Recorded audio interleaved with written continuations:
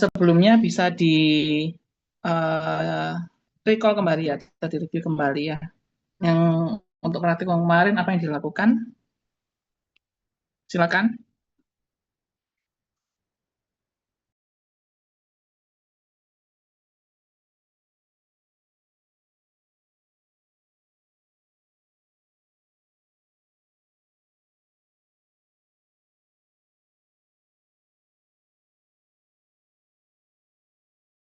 Izin menjawab, Pak. Iya. Ya, jadi kemarin itu kan kardiovaskular itu kan menggunakan software Red CVS. Jadi Hmm. eh, situasinya itu tikusnya itu dilakukan pitting sehingga tidak terjadi bias supaya tidak terjadi bias pada praktikum dan yang di yang dicek itu adalah ABP, VBP, LVP, HF dan HR-nya pada berbagai obat agonis dan kombinasi agonis dan antagonis, Pak. Oke, terus yang lain?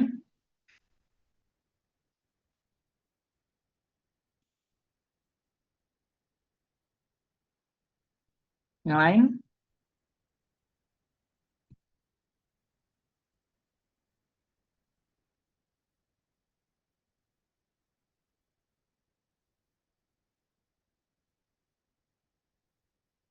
Halo?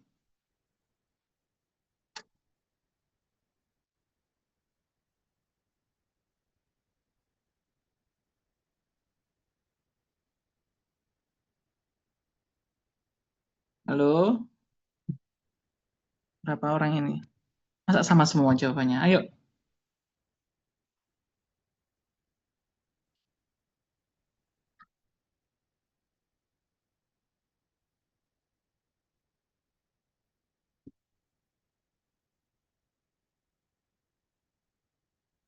ayo.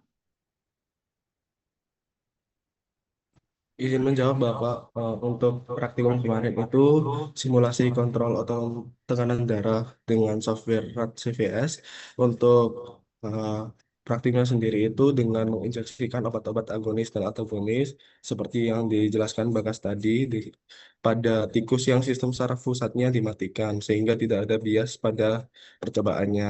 Untuk yang diamati sendiri ada 5 parameter: ABP, VBP, LVP, HF, dan HR.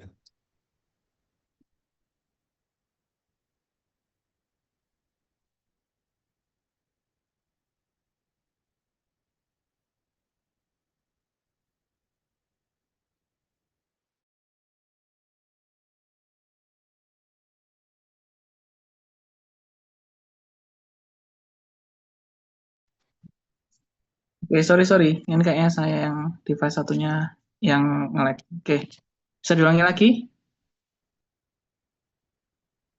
Akmal.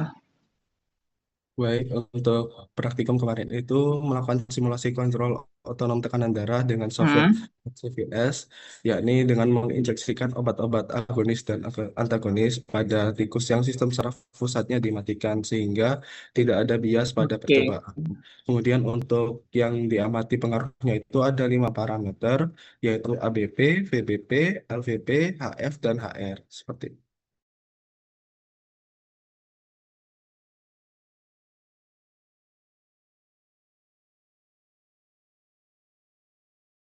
Halo?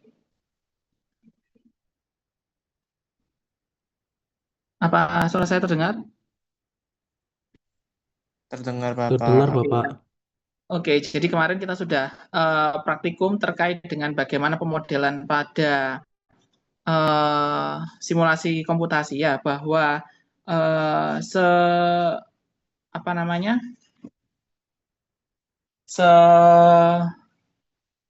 sebenarnya ya kita bisa memimik ya bagaimana kondisi dari yang sebenarnya ya. Tapi artinya studi ini itu hanya untuk studi dari bahan ajar ya. Artinya bahwa sudah ada eksplorasi sebelumnya hingga tercapai aplikasi ini ya pada kondisi yang sebenarnya ya. Simulasi ini menggambarkan kondisi aslinya seperti apa. Karena tidak mungkin kalau misalkan kita menggunakan kondisi aslinya ya. karena banyak limitasi. Ya, belum tentu teman-teman sekali nyoba itu berhasil kalau misalnya pakai hewan coba beneran ya. Nah, itu kan akhirnya kan malah menyebabkan banyak hewan coba yang dikorbankan hanya untuk praktikum seperti ini ya. Jadi penggunaan simulasi ini akhirnya malah mempermudah kita. Nah, mempermudah kita dalam memperoleh informasi terkait dengan bagaimana kontrol saraf otonom ya eh, pada kardiovaskular khususnya. Ya, kemarin kita gunakan adalah model mencit yang apa? Model tikus yang apa? Itu thread, Pak. Apa artinya beta itu?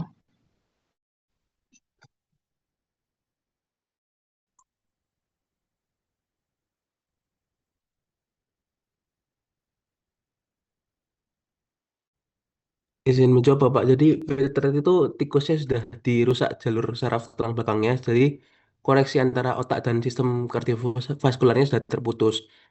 Jadi refleks baroreseptornya sudah hilang yang dapat mempengaruhi hasil bias itu, Pak, yang bisa membuat hasil bias tersebut, Pak. Ya, jadi dalam hal ini adalah untuk penurunan pada sistem saraf pusat itu kita hambat dengan alat tertentu ya.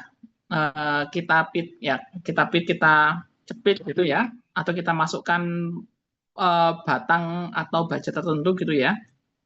Fungsinya adalah untuk mencegah adanya kompensasi yang ditimbulkan setelah kita berikan stimulus tertentu. Ya, yang kita inginkan ini adalah efek pure ya setelah pemberian dari obat tertentu. Ya, kalau misalkan kita tidak uh, atau kita kondisikan dalam kondisi yang normal ya, maka yang terjadi adalah adanya kompensasi dari tubuh apabila kita memberikan stimulus tertentu. Ya, kita berikan agonis misalkan, terus hasilnya adalah uh, heart heart force-nya naik. Nah, di situ maka sistem saraf pusat akan mengkompensasi untuk menyeimbangkan. Ya, di sini kita tidak inginkan itu. Jadi kita benar-benar pure ingin mengetahui bagaimana efek dari suatu senyawa pada reseptor yang bekerja secara otonom di sistem kardiovaskular. Ya, oke. Selanjutnya terkait dengan uh, apa namanya sistem saraf otonom. Ya, sebenarnya sistem saraf otonom yang kita pelajari sekarang kan yang sebagian besar adalah yang adrenergik. Ya, bisa dijelaskan pertama terkait dengan reseptor adrenergik ada berapa?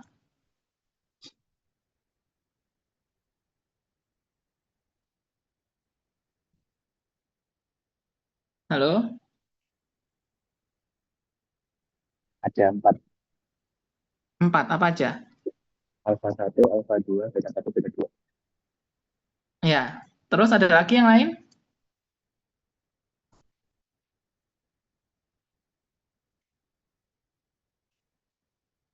Hmm? Ada lagi yang lain?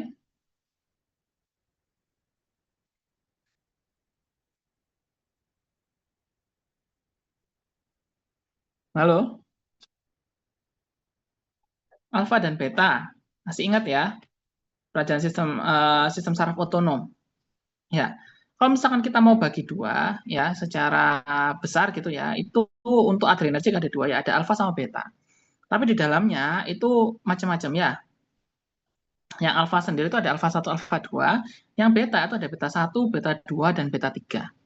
Ya, mungkin beta 3 tidak terlihat di sistem saraf otonom ya. Dia ada di lipolisis ya, misalkan ya. Apa namanya? Organizing si apa namanya lisis dari lemak ya menjadi asam lemak dan gliserol. Nah, tidak terlihat dalam kardiovaskular ini. Ya, tetapi secara umum pembagiannya dari adrenergik itu ya, itu ada alfa sama beta, tadi alfa dibagi dua dan beta dibagi tiga ya. Ada tiga jenis ya. Nah, kalau misalkan kita urut satu-satu dari alfa satu itu agonisnya apa efeknya? Alfa satu, alfa dua. Untuk alfa 1, Alfa 1 itu di vasokonstriksi mana? sehingga Di mana reseptornya? di otot polos kalau dalam ini di pembuluh darah Terus? mengakibatkan vasokonstriksi, jadinya tekanan darahnya bisa meningkat. Terus? Kalau Kemudian yang alfa 2? kalau alfa 2 ada di presinaps, Apa artinya? menghambat Hmm? Pelepasan adrenalin. Apa? pelepasan norepinefrin Efeknya apa? hingga menurunkan tekanan darah karena vasodilatasi. Ya, sebenarnya kalau misalnya preganglion itu kan postganglionnya bisa dua ya, bisa cholinergic atau adrenergic. Ya, tapi dalam hal ini adalah noradrenalin sebagai postganglionnya. Ya. Terus kalau beta?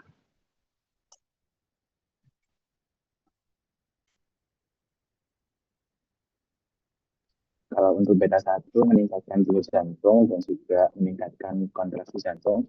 Kalau untuk beta 2 itu menyebabkan vasodilatasi dan juga bronkodilatasi. Vasodilatasi dan? Bronkodilatasi. Ya, untuk yang beta 2 ini sebenarnya efek utamanya itu pada bronkus. Ya, jadi yang berimplikasi klinis itu adalah efek pada bronkus. Ya, kalau misalkan yang pada kardiovaskular, kebanyakan pada alfa 1, alfa 2 dan juga beta 1 ya, meskipun beta 2 itu juga berapa ada di pembuluh darah, tetapi memang kinerjanya sendiri itu tertutup dengan alfa. Ya. Oke, kalau misalkan kita lihat dari obat-obat yang digunakan, ya, yang pertama dari noradrenalin sendiri, ya, apa noradrenalin itu apa?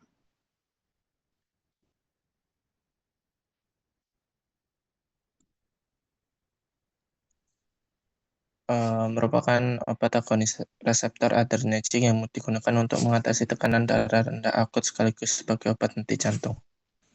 Ya, agonis dari reseptor apa?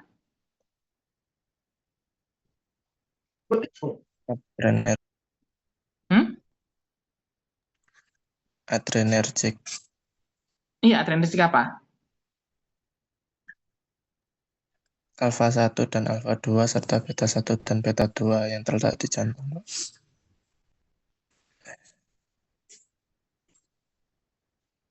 Maksudnya apakah dia selektif atau non selektif? Apa? Kita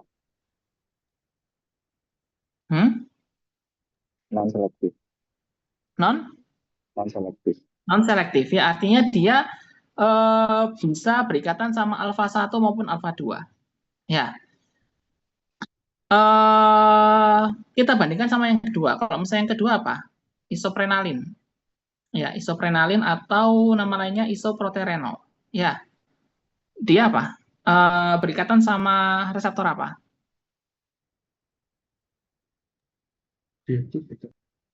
Hmm? Isoprenalin dengan beta 1, beta 2. Jadi dia non-selektif di beta. Non-selektif di beta. Ya. Apa bedanya noradrenalin sama isoprenalin? Coba dilihat dari strukturnya, apa yang membedakan antara noradrenalin sama isoprenalin?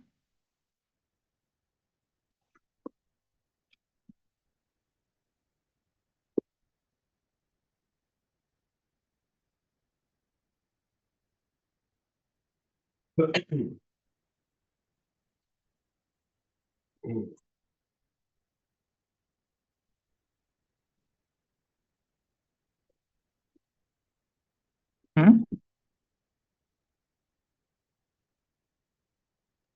Apa? Coba dilihat dari strukturnya.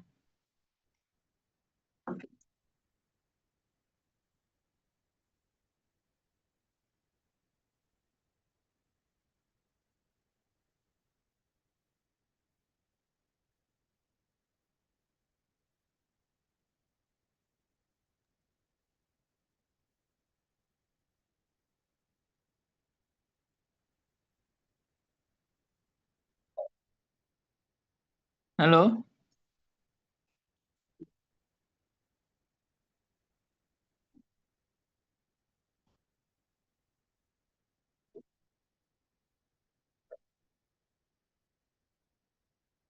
Halo?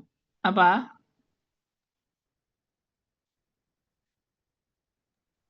Izin mencoba menjawab Bapak. Ya. Kalau perbedaannya, kalau saya lihat di pembahasan, kalau noradrenalin itu obatnya itu non-selektif yang bisa berkaitan pada reseptor adrenalin alfa 1 dan alfa 2 serta beta 1 dan beta 2. Kalau dengan dibedakan dengan isoprenalin itu reseptornya itu agonis beta adrenergic non-selektif yang bisa digunakan beta 1 dan beta 2. Jadi isoprenalin itu cuma bisa digunakan di agonis beta adrenergic non-selektif. Jadi cuma di reseptor beta. Ya, coba bandingkan sama strukturnya. Coba dilihat strukturnya antara noradrenalin dan isoprenalin. Coba dilihat, dicek strukturnya.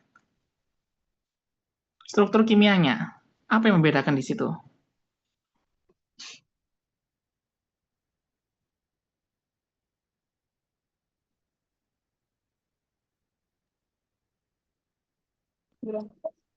Izin menjawab Bapak.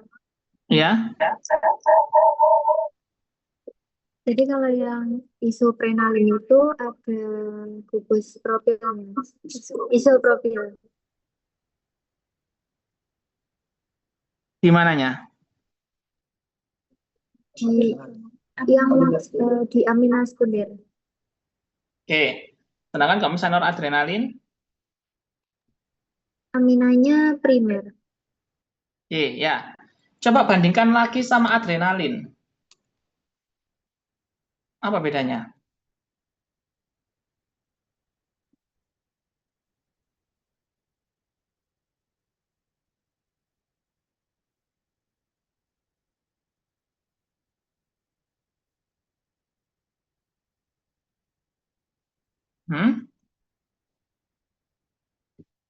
Apa bedanya? Kalau yang di adrenalin itu aminanya ngikat metil. Kalau adrenalin, aminanya ngikat metil. Kalau noradrenalin? Aminanya primer. Aminanya primer. Kalau isoprenalin? Ada isopropil. Oke, ya.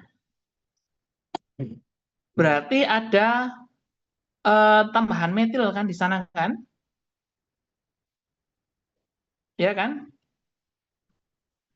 Halo? Iya, Bapak. Nah, inilah yang menarik dari struktur adrenalin ya atau dan ketiganya ya. Jadi di sini adanya penambahan dari gugus metil ternyata menambah selektivitasnya ke reseptor alfa atau reseptor beta? Ke beta. Ya, jadi artinya apa? Penambahan gugus metil ya dari adrenalin menjadi noradrenalin ya. Setelah itu dari noradrenalin menjadi adrenalin ya. Noradrenalin kan dia kan memang non selektif kan ya, tetapi efek betanya kecil ya, efek alfanya lebih kuat ya. Setelah itu ada penambahan metil dari adrenalin ya kan. Adrenalin kan noradrenalin tambahin metil kan, itu akan meningkatkan selektivitas dari epinefrin pada reseptor beta. Tambah lagi kalau misalnya dilihat pada isoprenalin ya, isoprenalin malah ada penambahan metil lagi. Ya, ya kan? Nah, itu menyebabkan dia lebih selektif pada beta. Ya, dalam hal ini berarti kita bisa tahu bahwa metil ini menyebabkan struktur dari apa namanya? Adrenalin gitu ya, atau struktur dasarnya katekol gitu ya, lebih selektif pada reseptor beta. Oke, bisa dipahami ya. Nah, kalau misalkan noradrenalin ya tadi yang tidak selektif, ya parameter keseluruhannya seperti apa? Apakah dia ada 5 parameter? Ya, kalau misalkan berdasarkan dari reseptor yang diikat oleh noradrenalin, efeknya apa?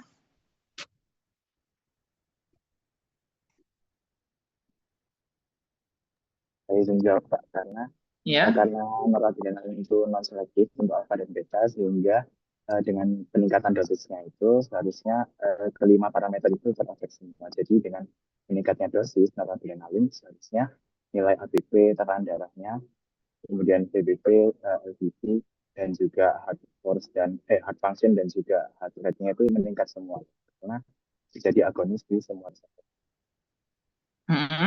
Terus Anda lagi mau nambahkan? Kenyataannya seperti apa? Yang teman-teman dapatkan hasilnya gimana? Bisa di-share screen? Mungkin salah satu?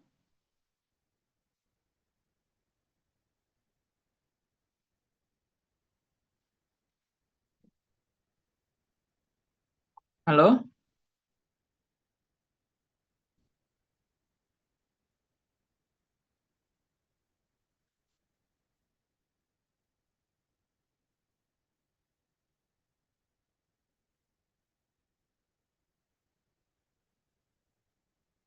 Halo?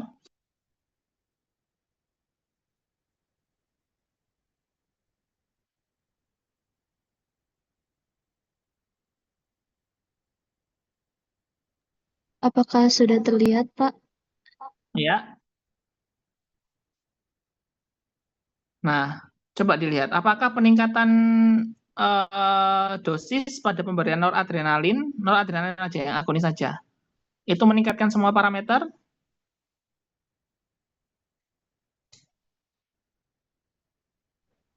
Teman-teman. Iya, Bapak. Naik semua. Nah, semua, ya. Efeknya tadi apa? Karena dia berikatan oleh seluruh reseptor. Ya kan? Ya. Jadi, yang pertama, kalau misalkan dilihat dari situ parameternya kan ada 5. Ya. Mana aja yang parameter pembuluh darah? ABP, PBP, dan juga LVP. HBP, VBP. Apakah LVP juga parameter blood vessels pembuluh darah? Left ventricular pressure. Dia parameter di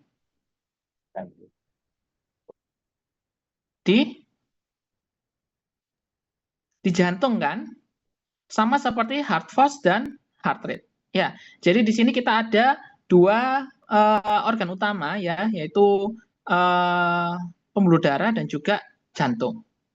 Ya, efeknya tadi kalau misalnya pembuluh darah dia berikatan sama reseptor apanya? Reseptor Alpha 1. reseptor alfa 1. Ya, reseptor alfa 1 yang menyebabkan vasokonstriksi. Makanya di situ dilihat pressure-nya dia meningkat. Ya. Sedangkan kalau misalkan dilihat dari venusnya juga dia meningkat. Ya. PBB-nya juga meningkat ya. Meningkat atau tetap meningkat ya. Sebenarnya kalau misalkan VBP ini karena dia itu ngomongin masalah tidak hanya bagaimana tekanannya, tetapi bagaimana juga cairan yang atau darah yang dipompa. Ya, selama heart rate atau heart force-nya itu bertambah, tetapi tidak ada penambahan cairan, ya bisa jadi tetap. Ya, peningkatnya tidak terlalu signifikan ya kalau misalkan dilihat ya cenderung tetap. Tetapi misalkan pada pasien hipovolemi seperti itu ya, itu meskipun heart rate-nya meningkat begitu ya, misalkan ya, padahal kalau misalnya pasien hipovolemi pasti drop semua ya, kekurangan cairan kayak gitu. Nah, karena cairannya itu menurun ya, bisa jadi pembuluh darah itu berkontraksi tanpa adanya darah yang melalui. Nah, ini makanya pressure-nya bisa menurun. Ya, jadi VBP ini bisa meningkat ya, karena apa? Karena tadi adanya kontraksi akibat berikatannya noradrenalin pada reseptor alfa 1, tapi bisa tetap juga karena apa? Karena tergantung cairan yang dipompa ya. Selama cairannya itu tetap, bisa jadi pressure-nya juga akan tetap. Ya. Sedangkan tadi ya untuk heart force sama heart rate dan juga LVP ya, karena dia berikatan sama reseptor beta, ya, berarti dia adanya peningkatan kontraksi dari jantung ya. Kalau kontraksi dari jantung, dia apa? Inotropik atau kronotropik?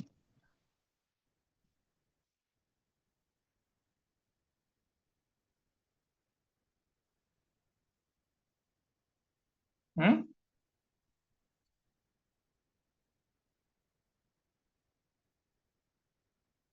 Halo?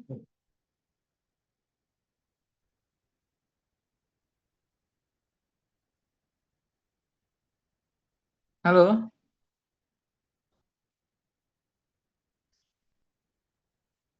Kalau misalkan kronotropik, ya, itu artinya peningkatan dari apa? Peningkatan dari frekuensi denyut jantung. Artinya apa? Heart rate-nya meningkat. Dia makanya disebutnya kronotropik positif, artinya dia frekuensinya meningkat. Sedangkan kalau inotropik positif, artinya frekuensinya kontraksinya yang meningkat, heart force-nya yang meningkat. Nah, teman-teman harus tahu kenapa. Karena nanti kalau misalnya obat-obatan, pasti ngomongnya antara inotropik atau kronotropik. Ya, kronotropik positif atau kronotropik negatif, inotropik positif sama inotropik negatif. Tadi apa kalau kronotropik? Frekuensi, kalau kronotropik frekuensi atau heart rate-nya yang meningkat kalau positif. Kalau positif meningkat. Kalau yang inotropik? Kalau inotropik,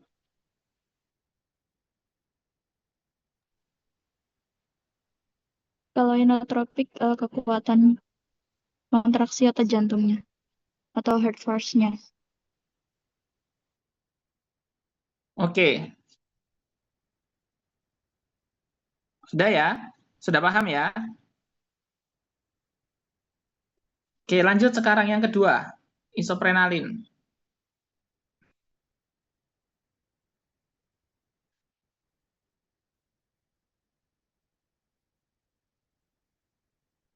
Ya, tadi isoprenalin apa? Bisa jelaskan yang isoprenalin?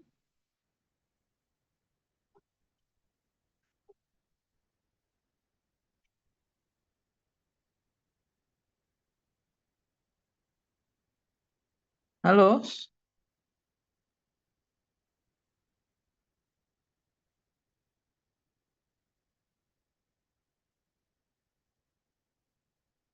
Siapa yang ngajakan isoprenalin?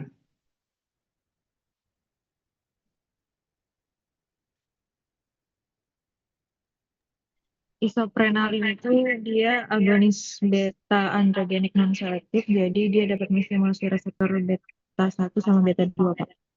Hasilnya apa? Coba ditentukan sama hasilnya.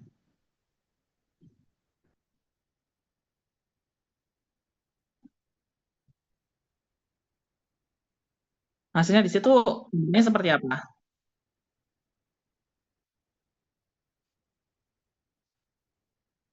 Terlihat dari peningkatan heart force sama heart rate-nya meningkat, Pak.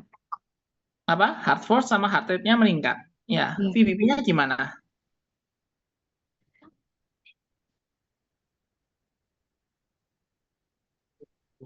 Menurun nggak, Pak? VBP-nya? VBP. Oh, mohon maaf, VBP-nya naik, Pak. VBP-nya naik. Ya, coba dijelaskan. Kenapa? Kenapa kok VBP-nya meningkat? Sedangkan arterial blood pressure dan juga LVP-nya menurun.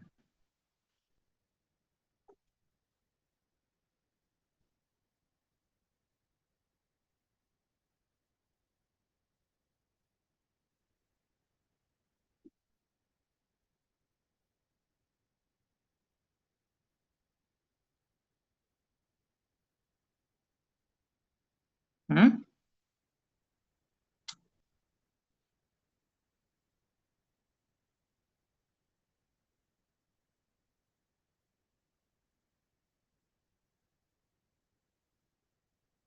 Halo?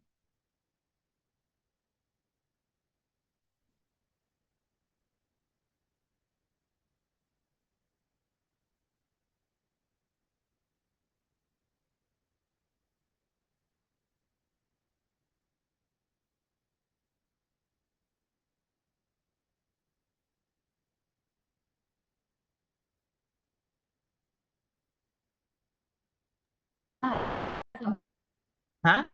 Karena kan tadi HF dan heart rate-nya itu kan tinggi kan, Bapak. Jadi,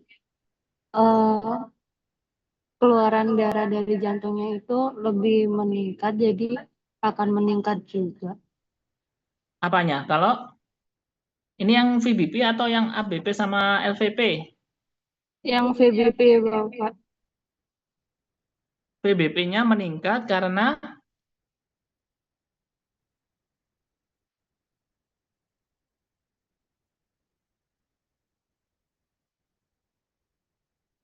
karena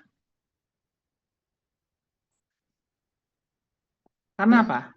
Karena Atau keluaran darahnya dari jantungnya banyak, Bapak. bentar, VBP itu apa? VBP. VBP apa sih VBP itu? Vena Hah? blood pressure, Bapak. Venous blood pressure. Venous blood pressure itu pembuluh darah yang keluar dari jantung atau pembuluh darah yang ke jantung?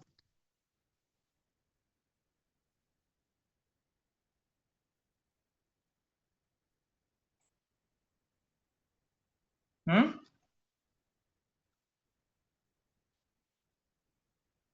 Yang menuju ke jantung, Bapak. Nah, menuju ke jantung. Terus efeknya apa tadi?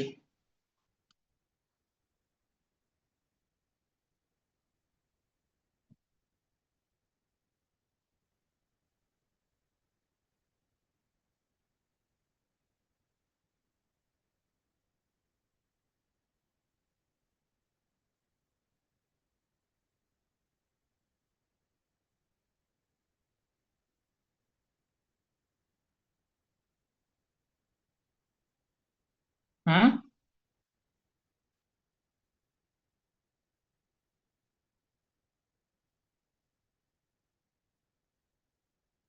Hah?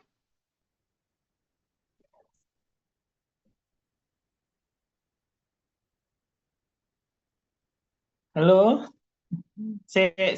Gini. Ya, tadi kan eh, apa namanya? Hartford sama heart rate-nya meningkat kan? Artinya eh, darah yang dipompa ke seluruh tubuh banyak atau turun? Banyak, Pak. Bisa jadi banyak kan? Bisa jadi banyak ya. Bisa jadi banyak. Kalau misalkan banyak, seharusnya kan ABP meningkat kan? Ya nggak? Kenapa? Karena ABP akan menjadi penerima utama kalau misalkan darah yang dikeluarkan dari jantung banyak. Benar nggak? Tapi diingat, yang punya efek ke pembuluh darah juga beta 2. Ya, beta 2 ada efek vasodilatasi. Ya, bayangkan teman-teman kalau misalkan mau mengeluarkan air yang banyak, tapi ternyata pipanya juga besar. Tekanannya jadi naik atau jadi turun? Turun. Jadi turun. Itulah yang menyebabkan kenapa ABP-nya turun dan juga left ventricular pressure-nya juga menurun. Ya. Tapi kenapa kok VBP-nya bisa meningkat atau naik? Ingat, PBP tadi kan dia mengembalikan darah ke seluruh tubuh. Tadi darah yang dari jantung banyak atau sedikit? Banyak kan? Banyak, Pak. Banyak darah dari jantung. Itu harus dikembalikan oleh vena ke dalam jantung lagi. Makanya bisa jadi meningkat. Oke, paham ya? Bisa jadi meningkat karena itu, karena darah yang banyak tadi dari seluruh tubuh, ya karena jantung tadi ngirimnya banyak, itu harus dikembalikan lagi kepada jantung. Itu yang menyebabkan kenapa yang venous blood pressure bisa jadi meningkat. Ya, oke ya. Terus lanjut yang phenylephrine. Ya, coba dijelaskan yang phenylephrine.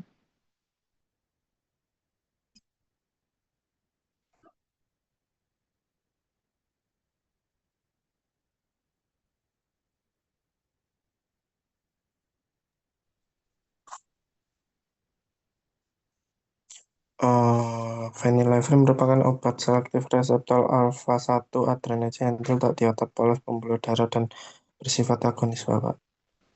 Meningkatkan tekanan darah melalui resistensi pembuluh darah sistemik. Apa? Bisa diulangi?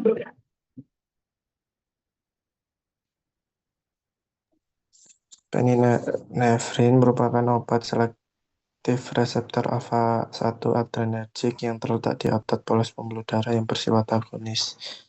Ah, Untuk meningkatkan tekanan darah melalui peningkatan resistensi pembuluh darah sistemik tanpa memberikan efek langsung terhadap kontraktasi kontraktit kontraktilitas. Maksudnya apa Kon- kalau misalkan alfa satunya diikat?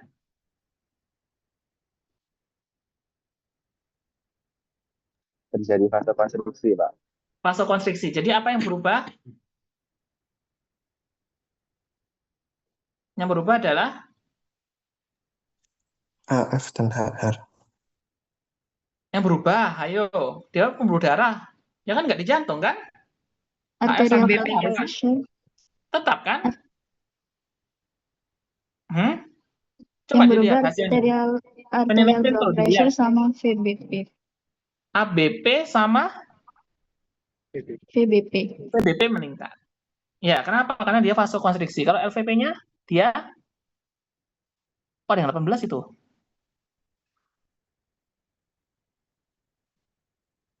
PBP-nya gimana? LVP-nya ya? Karena yang ketiga itu LVP ya? Ya, LVP-nya kenapa? LVP-nya meningkat atau menurun? LVP-nya meningkat. Ya, ini adalah tadi, peran tadi, bahwa saat dia vasokonstriksi berarti upaya untuk ventrikel mengeluarkan darah ya itu juga bisa akan lebih susah. Ya, makanya tekanannya akan lebih besar. Ya, meningkat juga. Paham ya? Yang phenylephrine ya, dia tidak ada efek ke HF dan HR. Kenapa? Karena hanya selektif di alfa 1. Karena tidak ada reseptor alfa 1 di jantung. Ya. Oke? Paham? Oke, sekarang yang angiotensin 2, yang keempat, coba. Hasilnya gimana?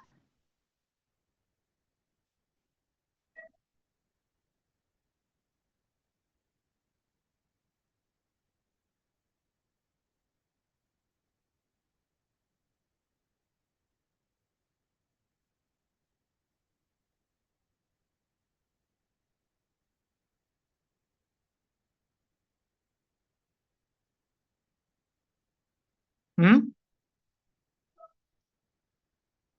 Halo? Tinggal dibaca, grafiknya gimana? ABP-nya meningkat. ABP-nya? Meningkat, Bapak. ABP-nya meningkat. Kenapa kok meningkat?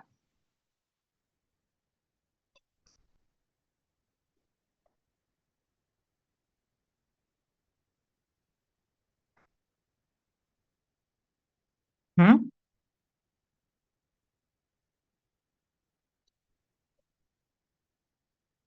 ABP-nya meningkat karena Hmm? ABP-nya meningkat karena terjadi vasokonstriksi, Pak. Vasokonstriksi. Yang meningkat ABP sama apa itu? PBB. ABP sama LVP. ABP sama LVP ya. Kenapa kok VBP-nya menurun?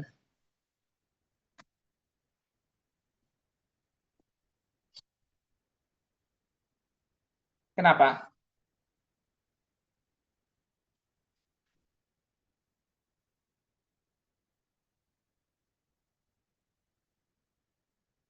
Kenapa kok VBP-nya menurun?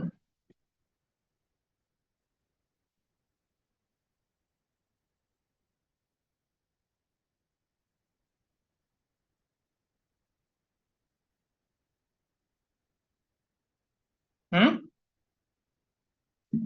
Kenapa kok PBB-nya menurun?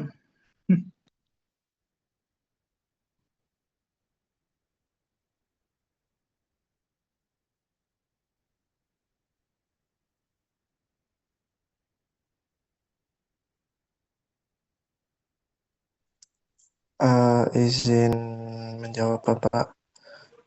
Karena efek vasokonstriksi sistemik akibat aktivasi reseptor AT1 seperti yang dijelaskan Bapak kayak pipa tadi semakin Hah? besar itu jadi tekanannya semakin kecil. Loh, vasokonstriksi itu semakin besar atau semakin kecil?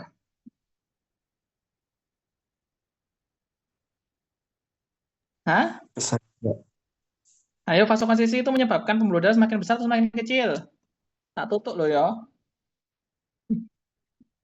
Hah? Saya izin jawab, Pak. Iya, Tadi kan ABP-nya meningkat sedangkan VBP-nya menurun. Nah, iya. ini Kenapa? karena Logikanya kenapa? kan terjadi tadi angiotensin itu menyebabkan konstriksi pada arterial. Jadi Iya.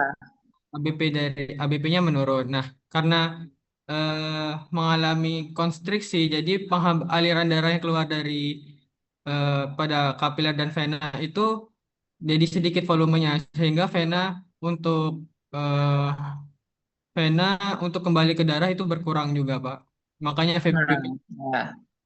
Ya, itu ya jawabannya. Logikanya kan kayak gitu kan. Saat vasokonstriksi terjadi di arterial, ya, apakah venusnya tidak kontraksi? Ya, tidak kontraksi juga. Bisa jadi kontraksi. Bisa jadi kontraksi. Dan pasti kontraksi ya maksudnya.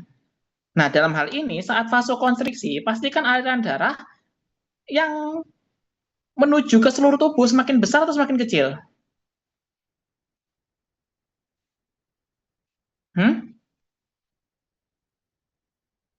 Halo, saat vasokonstriksi aliran darah yang keluar aliran darah yang menuju seluruh tubuh semakin besar atau semakin kecil? Kecil, Pak. Semakin kecil artinya apa? Meskipun vasokonstriksi, tetapi kalau misalkan tidak ada darah, menurun nggak tekanannya? Menurun, Pak. Menurun, ya. Logikanya kan kayak gitu kan, ya. Jadi berbeda, apakah setiap vasokonstriksi itu pasti meningkat? Belum tentu. Kita lihat dulu ya. Pipanya akan menyempit, tetapi airnya semakin sedikit atau semakin banyak. Ya, tekanan itu akan meningkat, ya. Tekanan itu akan meningkat kalau misalkan pembuluh darahnya menyempit dan darahnya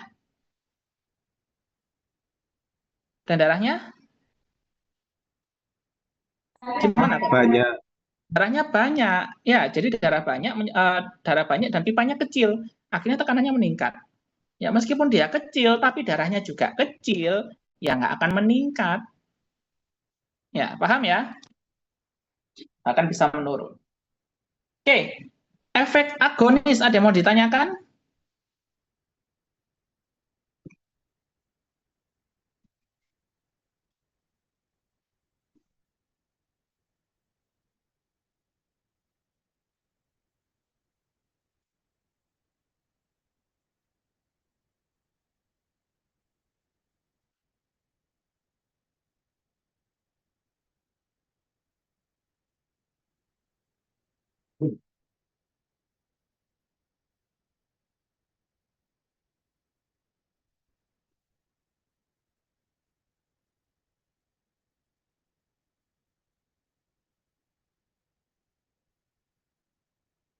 Ada pertanyaan? Halo?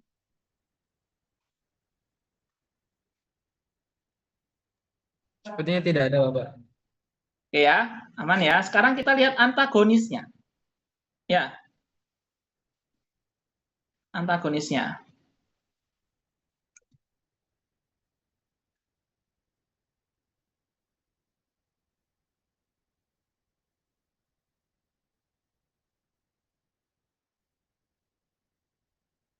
Antagonis. Yang pertama, noradrenalin.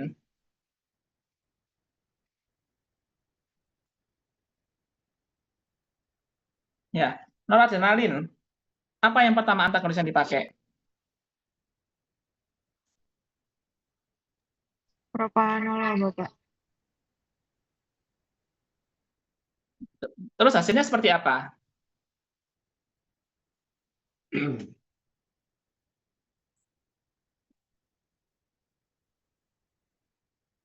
Yang propranolol dulu hasilnya seperti apa?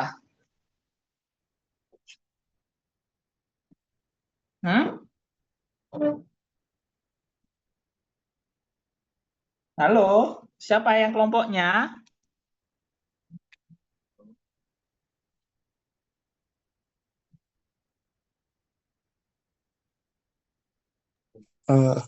AFR menurun, Bapak.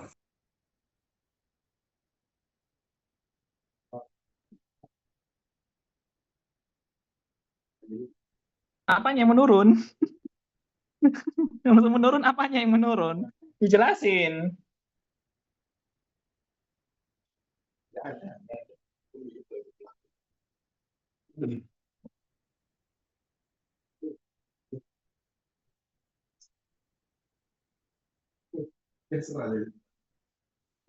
Hah?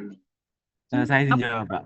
Iya, iya. Ayo, ini loh tinggal Yang dibaca. menurun itu yang pertama dari HF-HR dulu karena propranolol ini kan antagonis adrenergic B non selektif ya Pak. Jadi Ya. dia itu karena beta satunya terantagoniskan sehingga dia kontraksi jantungnya itu menurun sehingga nilai HF dan HR-nya itu juga menurun karena efeknya itu paralel seperti itu. Kemudian di B2-nya karena dia juga terantagoniskan sehingga efek vasodilatasinya itu menurun sehingga tekanannya itu menurun juga karena kalau vasodilatasinya menurun berarti kan mohon maaf Pak, kalau untuk yang ABP dan VBP itu dia menurun karena ABP sama VBP. ABP iya. sama VBP benar. ABP Bukan dan ABP sama LVP. Ya, Nah, LVP tadi menurun karena terjadi vasodilatasi itu juga.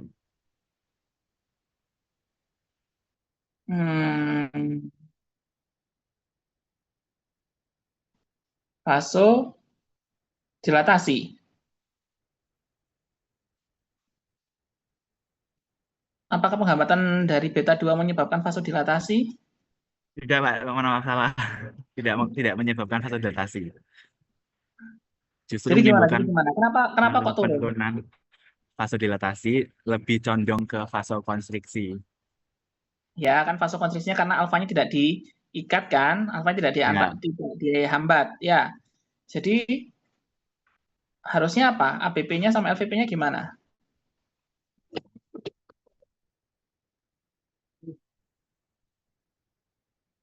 Bukan harusnya jawabannya benar apa meningkat atau menurun, tapi alasannya kenapa? Tadi kan HF sama HR kita bisa tahu ya, dia akan turun kembali normal ya bahkan ya. Karena apa? Reseptor betanya dihambat yang ada di jantung beta 1 ya. Tapi kenapa ABP sama LVP-nya dia turun juga?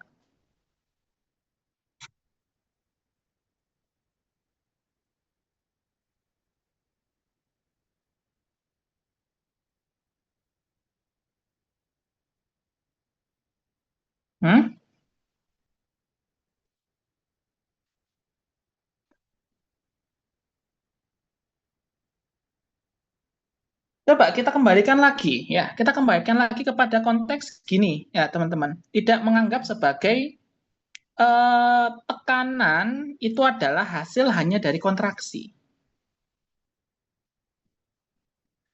Coba, tadi HF sama HL kalau noradrenalin meningkat atau menurun? Meningkat. Meningkat ya, terus dihambat dia jadi menurun kan? Artinya apa? Darah yang keluar semakin besar atau semakin kecil? Kecil. Semakin kecil. Meskipun dia kontraksi, tetapi kalau darahnya yang alfa satunya masih berikatan kan, masih kontraksi kan? Benar nggak? Vasokonstriksinya masih ada kan karena alfanya tidak dihambat kan? Tetapi darah yang keluar itu menurun, tekanannya jadi meningkat atau menurun? Menurun, Pak. Tekanannya menjadi menurun. Itu ya. Saat di bawah dia kembali kepada saat dia sudah mengumpul di seluruh bagian tubuh gitu ya darahnya ya, karena dia tetap vasokonstriksi kayak gitu ya. Karena tadi darah ABP-nya itu kecil ya, jadi kan akhirnya darah yang masuk kan juga kecil kan. Nah, itu untuk VBP-nya juga akhirnya tidak signifikan perubahannya. Kenapa? Dia kontraksi tapi inputnya juga kecil. Akhirnya bisa jadi tetap. Paham ya? Ya, jadi ini jangan melihat sudut pandang bahwa oh berarti vasokonstriksi meningkat. Ya, tekanannya. Vasodilatasi menurun. Bukan, tapi kita lihat fisiologisnya. Kalau ini meningkat tapi inputnya ya vasokonstriksi tapi inputnya itu turun, berarti bisa juga turun tekanannya. Ya. Oke. Sekarang kita lihat yang prazosin, coba. Gimana hasilnya prazosin?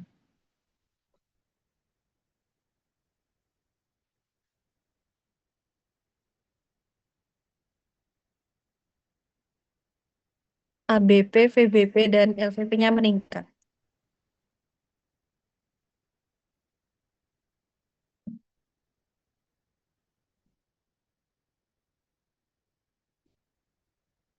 Apa alasannya?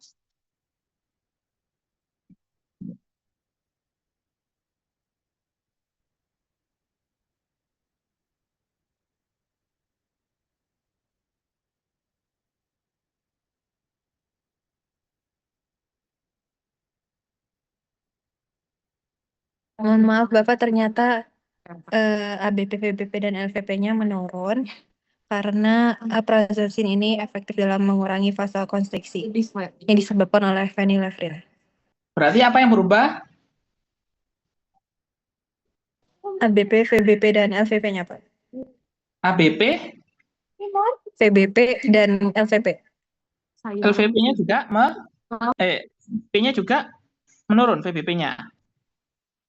Oke, Pak. Oke, ya. HF sama HR-nya gimana?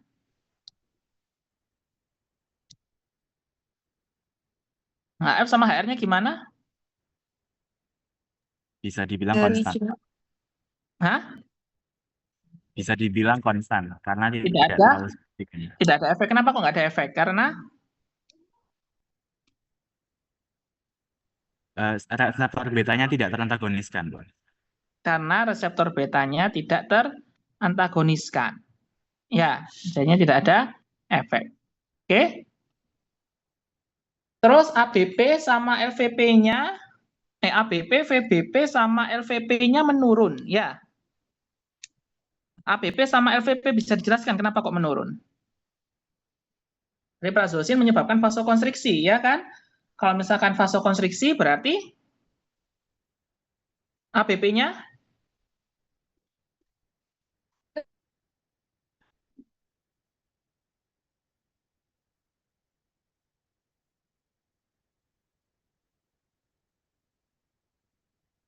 halo? Ini baru-baru yang pertama loh ini. Baru yang noradrenalin loh. Masih ada 3 yang lain loh. Ayo. Ketika vasokonstriksi, ABP, VBP, dan LVP-nya meningkat.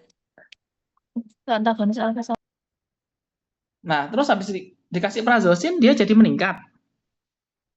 Sering meningkatnya dosis berarti? Enggak, Bapak. Menurun karena prazosinnya ini mengurangi vasokonstriksinya. Jadi dia vasodilatasi. Vasodilatasi. Ya kan? Benar, ya vasodilatasi semuanya kan. Akhirnya darah kembali normal lah istilahnya ya. Heart force sama heart rate-nya tidak ada pengaruh, darah bisa kembali normal ya. VBP-nya pun juga tetap bisa menurun ya. Kenapa? Karena vasodilatasi. Ya, pipanya melebar tapi darahnya sama, berarti dia tekanannya menjadi meningkat atau menurun? Menurun. Menurun. Ya, oke. Lanjut, isoprenalin. Kita lihat coba isoprenalin. Nah, coba dijelaskan.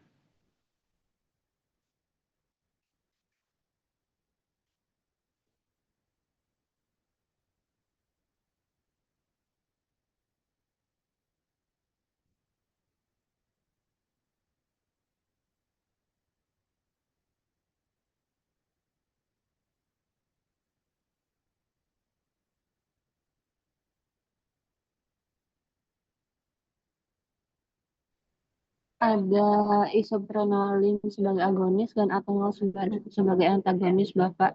Jadi kalau setahu saya itu atenolol adalah beta blocker selektif, tapi pada reseptor B1. Jadi utamanya itu di jantung. Nah, kalau misal dilihat dari sini, dan HR-nya itu sempat naik, lalu lama-kelamaan turun gitu, Bapak. Mana HR-nya sempat naik?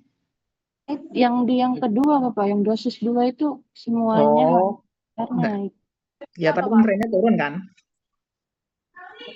Ya, semakin ke Turun bawah. Iya. Terus? Kalau HF sama HR kita bisa tahu karena dia reseptor beta. Ya, beta 1, sorry ya. Beta 1-nya akhirnya bisa diantagoniskan. Tapi untuk ABP, VBP, LVP-nya gimana? Hmm?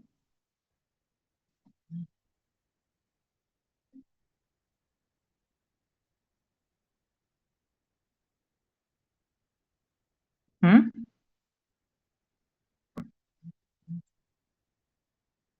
Halo? Tadi beta 2 apa? Beta 2 itu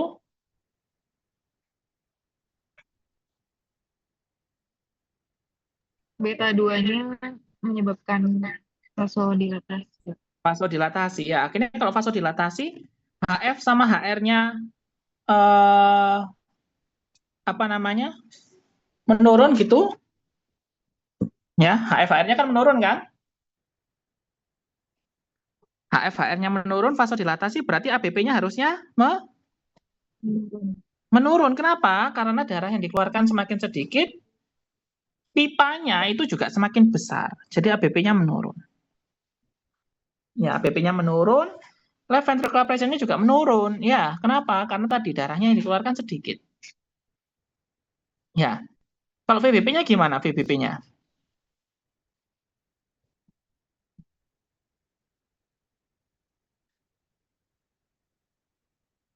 VBP-nya gimana VBP-nya? CBP-nya seharusnya tidak berubah karena tidak memberikan efek, Bapak. VBP-nya tadi kan dia kan ada fase vasodilatasinya kan? Ya, vasodilatasinya, tetapi karena tadi darah yang ngumpul di darah itu juga banyak ya, akhirnya dia bisa sedikit meningkat atau bahkan tidak ada efek. Ya, kenapa ya kembali normal ya? Istilahnya yang tadi darahnya sedikit yang keluar, lebih sedikit yang keluar ya, terus pipanya semakin besar ya. Ya kan? Dia tidak ada hambatan kan? Lolos normal gitu kan gampangannya ya. Terus VBP-nya kalau misalnya vasodilatasi ya, karena tadi turunnya banyak gitu ke organ seluruh tubuhnya banyak. Karena apa? Karena tidak ada hambatan ya meskipun kecil ya. Dia bisa meningkat tapi sedikit. Nah, di sini kan meningkat tapi sedikit nggak banyak kan? Beda sama yang lain ya. Bedanya bisa 20-an. Nah, ini bedanya cuma 0,an. Jadi cenderung tetap lah ya. Antara cenderung tetap atau ada naik sedikit. Oke, paham ya? Lanjut yang propranolol. Gimana? Hasilnya semuanya gimana? Meningkat atau menurun? Izin jawab, Pak. Cenderung tidak meningkat ataupun turun semuanya, Pak. Menurun semuanya ya. Artinya apa? Dia bisa mengembalikan ke efek normal ya. Ya kan? Isoprenaline beta 1 beta 2, propranolol pun juga beta 1 beta 2. Ya, dihambat semuanya ya. Oke, next yang phenylephrine.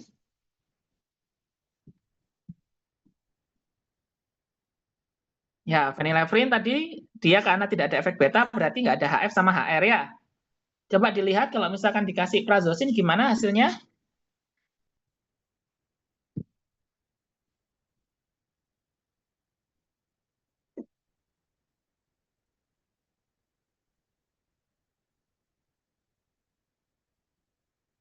Untuk phenylephrine dan prazosin yang menurun hanya ABP dan LVP, Pak. Sedangkan yang lainnya cenderung tidak berubah.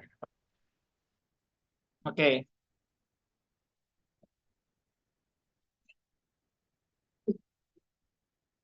Turun ya, kembali ke normal ya. Kenapa? Karena dia dihambat semuanya ya. Coba yang ventolamin gimana kalau yang pemberian ventolamin?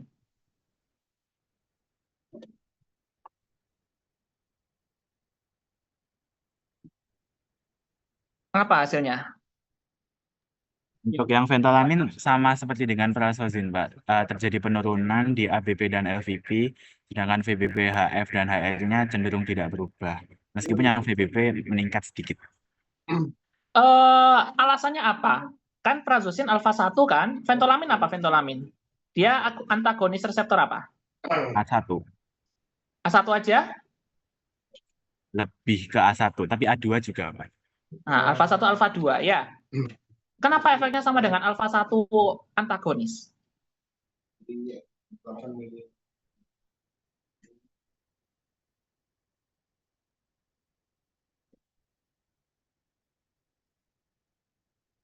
Hmm? Kenapa? Apa sih artinya antagonis itu?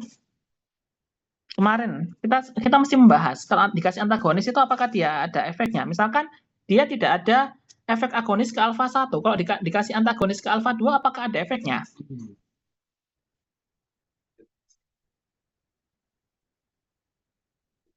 Hmm? Apakah pemberian alfa 2 menyebabkan antagonis alfa 2 ya saat tidak dikasih agonis alfa 2 itu menyebabkan vasodilatasi?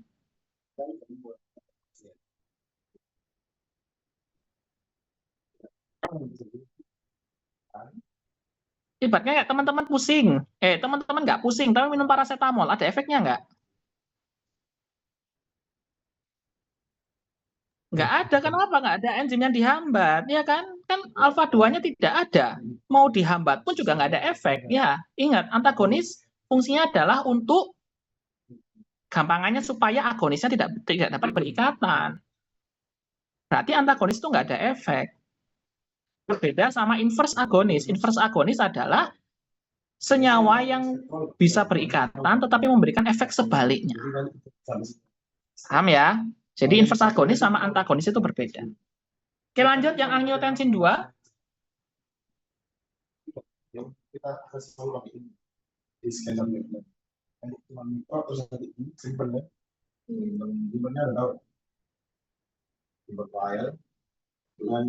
Gimana? Coba yang angiotensin.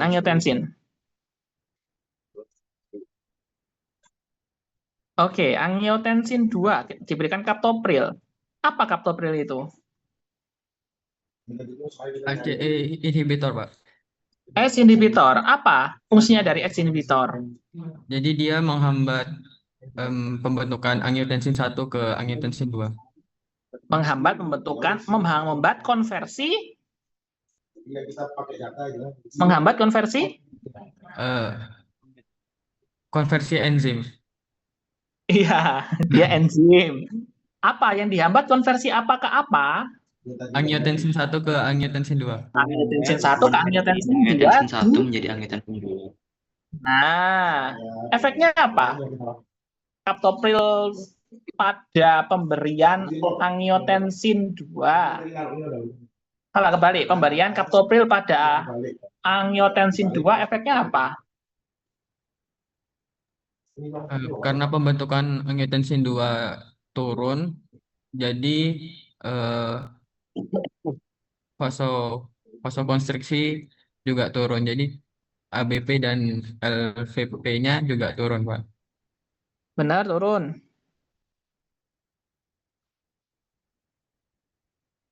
Hah? Benar, turun. Coba di logika ya. Tadi fungsinya kaptopril itu apa?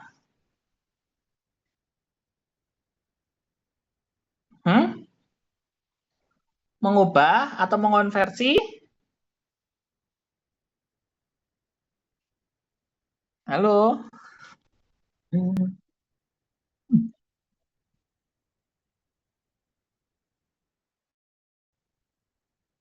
Hah? Mengonversi?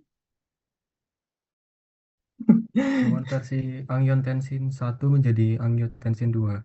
Mengonversi angiotensin dihambat kan? Jadi angiotensin tidak bisa menjadi angiotensin 2, iya kan? Kalau sudah kenapa? Sedangkan yang disuntikan ini sudah menjadi angiotensin 2. Jadinya efeknya tetap vasokonstriksi. Harusnya nggak ada efek, ya kan? Kenapa? Karena yang sudah disuntik sudah angiotensin 2. Mau diapakan sama kaptopril? Kecuali kalau yang disuntik angiotensin 1. Efeknya apa? Berarti?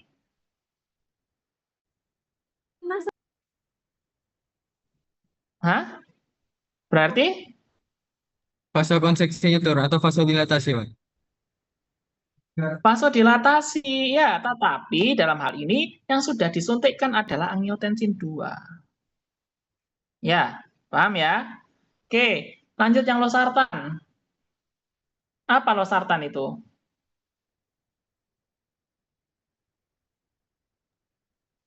ARBS, Pak. Hah? Apa ARBS? Jadi dia sebagai blok untuk reseptor AT1 untuk menghambat angiotensin 2 yang terbentuk untuk beraktivitas lebih lanjut. Apa? Lebih lanjut itu apa? Untuk memberikan efek samping, Pak. Ayo, apa efek samping itu? Hah? Kok esok moro-moro muncul efek samping itu loh? Apa? Apa ARB itu loh? Aktivitasnya ARB itu apa? Hah? Udah kuliah kardiovaskular kan? Tak tutup kabel loh kita bilang Bu Samira Iya, semua. Pak. Memblokade Apa? reseptor AT1, Pak. Jadi si angiotensin 2-nya itu masih ada, cuma dihambat nih sama si losartan ini, gitu, Pak. Apa? CC ulang. Jadi Pelan-pelan. si losartan ini itu nanti memblokade reseptor AT1. Nah, si angiotensin itu masih ada, cuma dia itu nggak bisa berikatan sama AT1. AT1 itu apa AT1?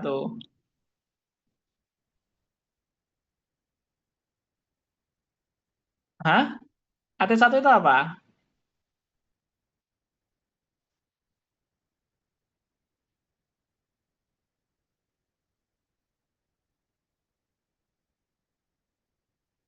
Hah?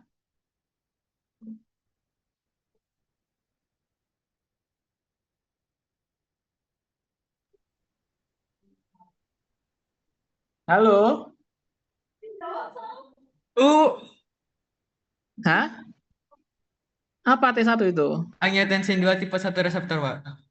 Angiotensin 2 tipe 1. Ya, artinya apa? Yang dihambat tetap angiotensin 2. Ya. Berarti kalau misalnya angiotensin 2 dihambat, diblok kayak gitu, akhirnya apa? Angiotensin 2 bisa berikatan nggak? Hah? Halo? Angiotensin 2 bisa berikatan nggak sama reseptornya kalau diblok sama ARB? Tidak bisa, Pak. Tidak bisa, makanya terjadi vasodilatasi, Pak.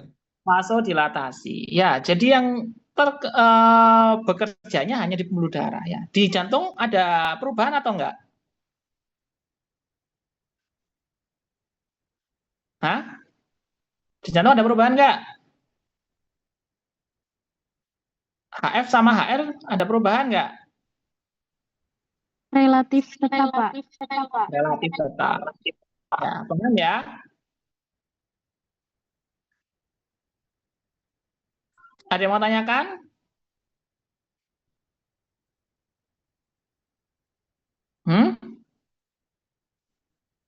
Tadi juga ya karena vasodilatasi ya, LVP-nya semakin kecil. Kenapa? Karena dia menekan keluarnya, pipanya besar. Ya, jadi dia tidak meningkat LVP-nya ya. Tidak tetap juga, dia menurun. Karena apa? Darahnya tetap, pipanya yang awalnya sempit semakin lebar. Makanya tekanannya menjadi lebih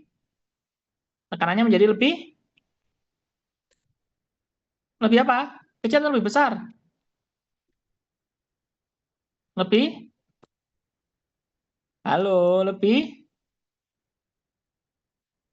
Darahnya tetap, pipanya jadi lebih besar. Jadi tekanannya LVP-nya lebih besar atau lebih kecil? Lebih kecil. Kecil. Ya. Oke, paham ya? Kenapa kok teman-teman penting belajar ini? Karena tidak semua penyakit hipertensi itu terapinya bisa semuanya. Tergantung apa dulu yang sakit, ya pembuluh darahnya atau jantungnya. Ya, pasien gagal jantung tapi teman-teman dikasihnya apa namanya yang alfa. Ya. Nah, kan beda ya. Meskipun sama-sama bisa menurunkan cardiac output, tetapi beda. Ya. Oke, ada yang mau tanyakan?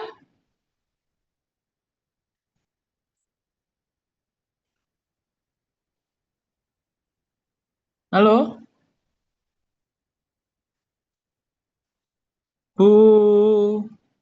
Oh, ada Bu Samira. Bu Samira, monggo, mungkin ada yang mau tambahkan?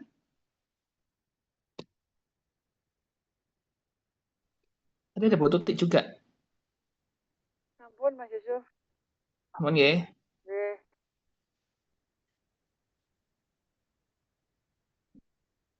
Oke, teman-teman ada yang mau tanyakan? Cukup? Cukup Pak mungkin.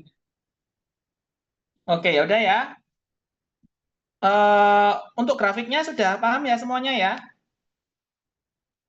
Untuk perhitungan IC50 bisa ya? Untuk penghambatan? Bisa nggak? Bisa Pak, siap. Bisa ya, dimasukkan 50 di Y-nya atau di X-nya? Iya-nya Pak. Y-nya, oke ya. Oke, ya udah kalau kayak gitu, saya tutup ya. Terima kasih. Wassalamualaikum warahmatullahi wabarakatuh. Selamat sore. Waalaikumsalam. Terima kasih banyak, Pak. Waalaikumsalam warahmatullahi wabarakatuh. Waalaikumsalam. Terima kasih, Pak.